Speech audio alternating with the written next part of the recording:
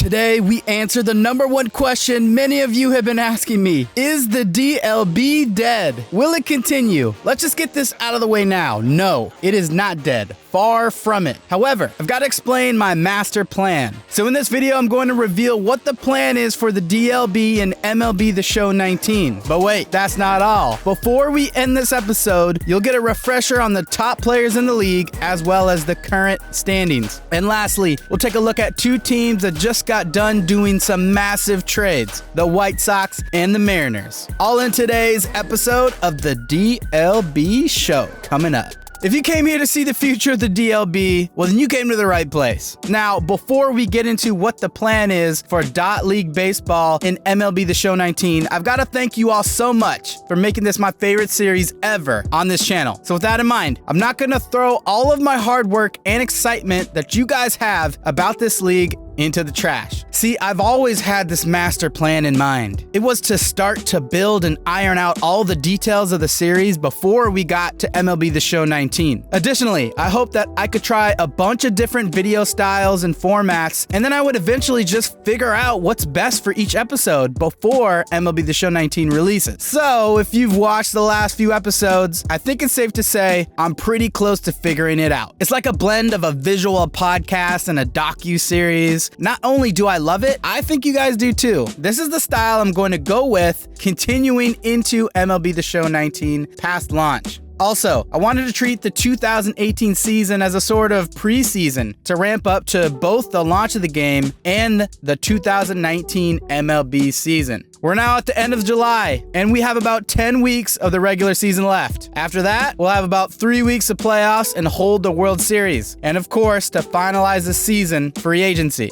My goal here is to get to spring training before MLB The Show 19 releases on March 26th. In order to get that done, we need to do the following: 3 regular season episodes that cover the final 10 weeks, 1 playoff episode that gets us all the way up to the World Series, 1 World Series episodes that we might just do live, and then 1 free agency episode that updates all the moves throughout the entirety of free agency. That's 6 episodes we will need to do to finish in the next 6 days.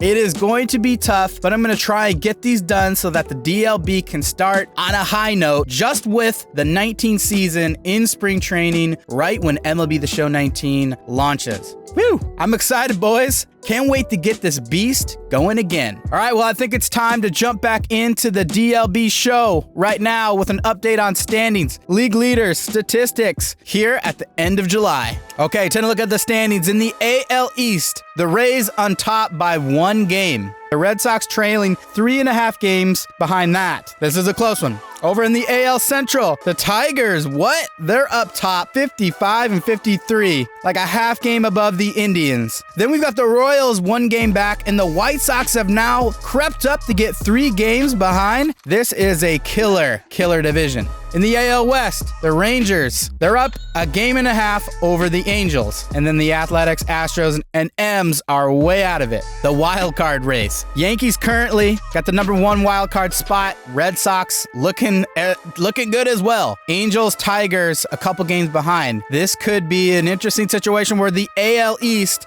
gets 3 teams in, right? In the NL. In the East, the Phillies, they're now up top, leading by 6 games, 63 and 45.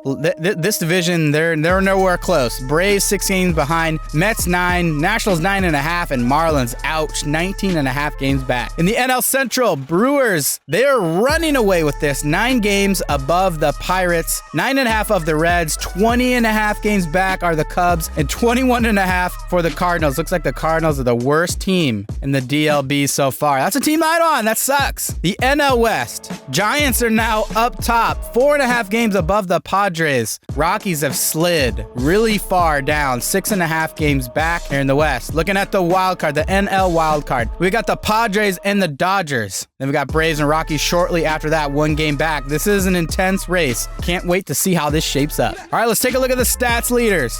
Batting average here in the AL, Christian Klump hitting .325. WAR of 3.6. Didi Dozier, King Basie, John Shetty, and Brandon Cox in the top 5. But Sequester St. Brown, look at that. He's number 6 in .314. Can't believe he got up there. Hopping on over to the NL. Zachary Citrome is number 1, hitting .337, WAR of 4.5. Reggie Stalker up there at .336. Michael Bridges that got traded. And Dale De Guzman. Look at that. Giant. They are murdering the baseball right now. Killing it. Jumping over to home runs on the AL side. Ian Davis, 34 home runs. Levi Rona's got 32. Kim Jong-un's got 31. They all got 30 home runs here in the 1, 2, 3. Moving on to the NL. Mighty Goat, most home runs in the league, 38.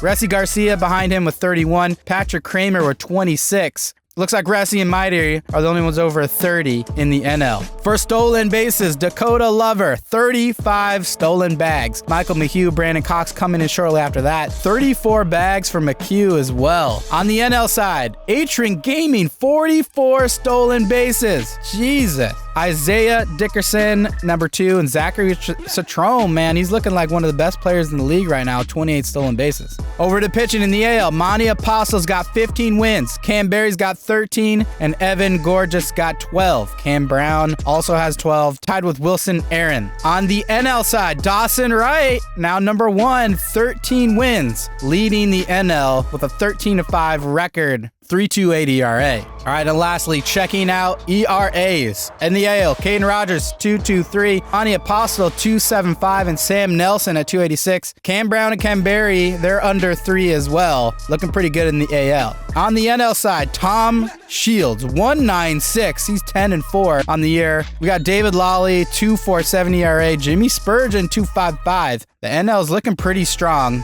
here on the bump. All right, that's going to do it for the standings.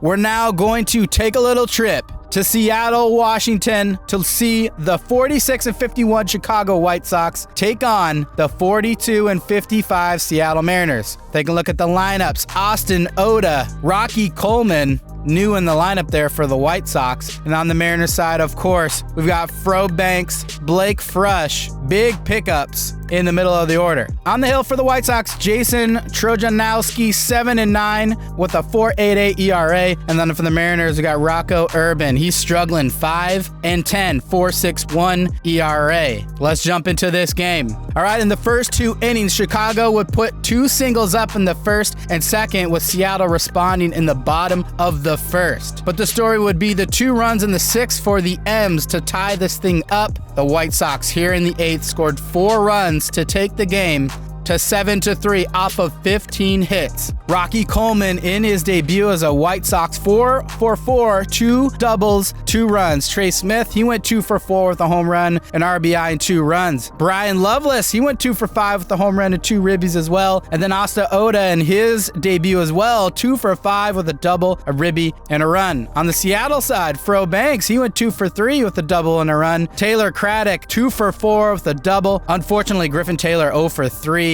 And Blake Frush, he went 1 for 4 with 2 ribbies. Winning pitcher, Jesus Sanchez, now 4-4 in the year through only 1.2 innings. And Lane Wright got his 23rd save of the year. Edward Potter got the L on the Mariners side, coming in, throwing 1.2 innings, giving up 4 hits and 4 runs. Ouch. We're looking at the box score, as we talked about, a couple hits by Oda and Loveless. Tibbetts did not have a good day, 0 for 5. Not a good day for Tibbetts. Kepler also 0 for 4. On the Seattle side, a lot of zeros in the middle of the order. Like we said, Griffin Taylor, Olsen, and Ian Davis, unfortunately not getting hits. Ian Davis, 0 for 3 with 3 Ks. This man is one of the home run leaders. Didn't get a hit here. All right, guys, that's going to do it for this episode of the DLB show. Like we said, 6 episodes left, ramping right up in to the launch of MLB The Show 19. We're going to start off DLB 2019 season with MLB The Show 19. I cannot wait. I am so excited for that day. Be ready to tune in for that March 26th. All right, guys, thanks so much for tuning into this one. Until the next one, we'll see ya.